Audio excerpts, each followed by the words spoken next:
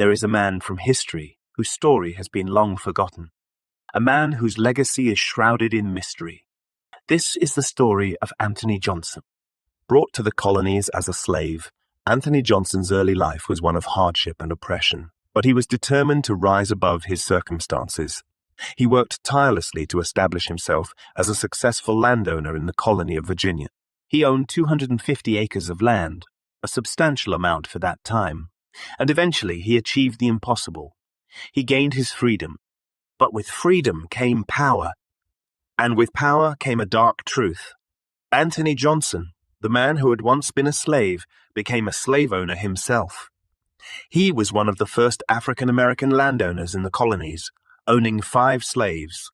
One of them was John Casaw, a black man who Anthony Johnson claimed to be his slave for life.